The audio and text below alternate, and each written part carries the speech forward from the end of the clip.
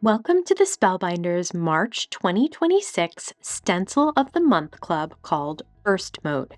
This month's stencil set is a 5 stencil layering set that creates a burst of rays and dots that works well with this month's small die of the month, but can be used to create a celebratory center design filled with motion and excitement.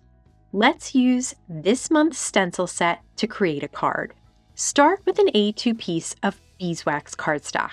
You can always use white cardstock with layering stencils, but using a light color of cardstock as the base can be very forgiving, so that if you don't line something up perfectly, no stark white lines will show.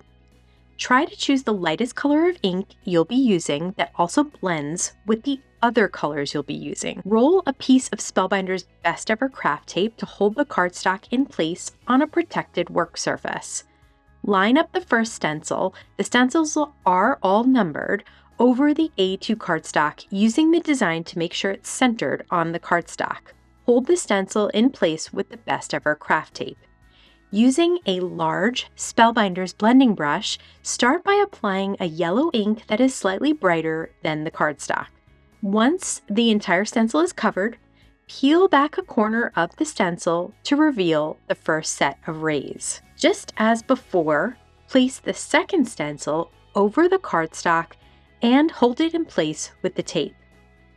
Use another large blending brush and apply an orange ink over the second stencil. Once that stencil is completely covered, peel back the second stencil to see the second and first set of rays together. Place the third stencil over the cardstock and hold it in place as before. Use an orangish red ink for this stencil. The fourth stencil fills in the circle and small bursts from the outside moving towards the center. Use the darkest color for this stencil. Here, the darkest color is a deep red. Peel back this stencil to reveal the completed burst image. Keep the cardstock in place and clear off the red ink and place the fifth stencil on the cardstock. This stencil creates a spattering of dots in 2 of the corners. This look is reminiscent of a screen print or comic strip image. Use a color that will stand out a bit from the colors already on the background. A dark gray or black works well on this color combination. You can use this stenciled image just as is, or you can combine it with this month's embossing folder. To line it up with the embossing folder, place it in the center and line up the center circle of the image with the embossing folder's center circle.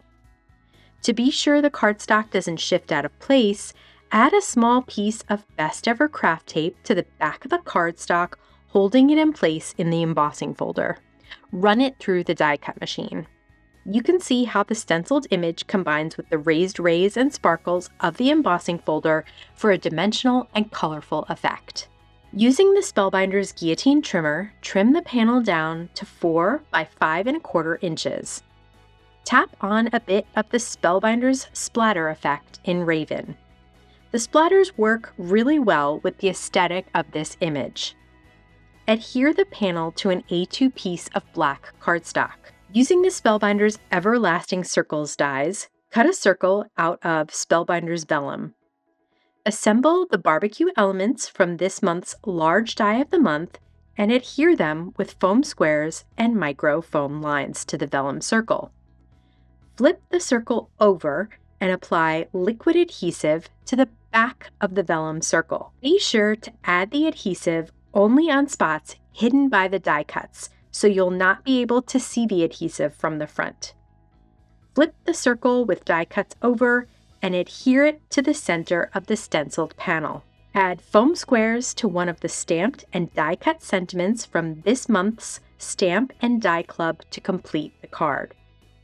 Thank you for choosing Spellbinders Club Kits. Happy crafting!